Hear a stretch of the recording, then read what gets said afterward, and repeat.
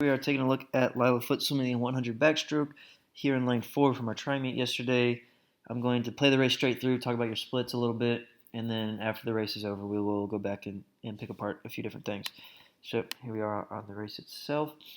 While it's playing, you were a 100.4, split-wise you're 29.1, 31.3. First and second 50 being about 2 seconds apart, I think is a good spot to be in. Obviously, if you want to break a minute, you got to be out faster than 29, but I'm not too concerned about your mid-season time as I am about how you swam it. And I think split-wise, you swam it well. You did circle swim it a little bit. Like you see here, you're right in the lane line on the second 25, and there's really no need for that. So this was a good swim. I think you are still in a really great position to go best time, region state, and sectionals with your club team. So I'm not worried about it at all. What you have to remember is now that you're starting to become more of a woman. You're starting to become, you know, as tall as you're going to be, as about as big as you're going to be. I mean, you can obviously still get stronger, but you are going to be more broken down. You're doing more volume now with your new team and more intensity. You've got a good training group around you. And so mid-season meets aren't going to be quite like they used to be. What you have to accept is you got to approach these meets thinking about how to swim the race. It's practice of racing, competing, and split and how you do your splits. But at the end of the day, like you're going to have a few opportunities throughout the season to really throw down great times. And the rest of the season is you preparing for those. And that's kind of a tough reality of swimming. That's what it is at the moment. So here we are on the start. You do a nice job rising up, not relaxed, but in neutral position. Throw hips all the way up to the head. And on the start here, nice reaction time. You're throwing the head and the arms back, creating an arch in your back. What's going to take your start to the next level is being to really rise above the water and create.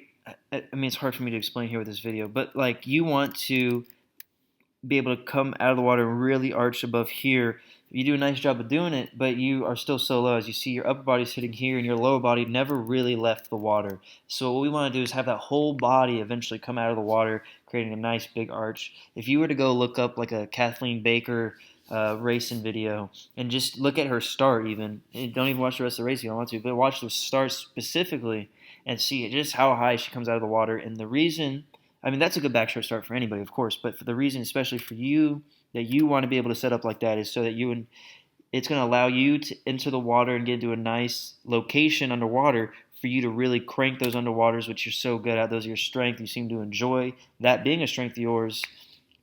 So here, keep in mind you broke out at 12.5 meters, by the way. To really utilize that strength, you got to set it up through the start. You have a good start, not a great start, and I think we can really start to work on that, especially as when we taper and we have our new pool. I think that us tapering and us having that new pool are going to line up really nicely. So we'll be able to reduce our volume, increasing the intensity. It's going to give us a lot more time to really focus on these little things, and it's going to all work out in the end. Okay, carrying on.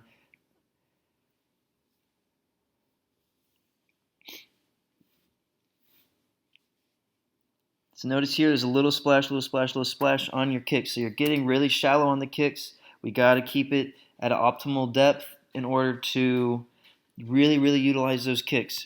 I also want to point out your arm. You're doing a much better job this season on rotating. Okay, there's just you turning over. But rotating and pulling deep water. You're not breaking the surface nearly as much or approaching the surface with your arms. Okay, and here you broke out. Sorry, I'm all over the place. But here you broke out at 10 meters. So 12.5, 10? No, that can't be right. Ew. These buoys are weird. Okay, so this is 10 meters then.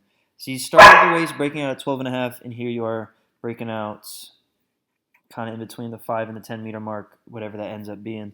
So I think this, your distance off the wall was a little more balanced in this race. You certainly have a lot of a lot more room to utilize your underwater abilities. So that's exciting. Like I said, I was saying about your arms, you're doing a much better job at rotating. And notice here, like you're not breaking the surface. You're not creating any bubbles with the hand at the surface with these strokes. You are kind of circle swimming in this race a little bit. I'd like you to swim straight up and down the middle, especially in a sprint race. We could talk about why you would ride a lane line, maybe in a little bit of a longer race like the 200 backstroke.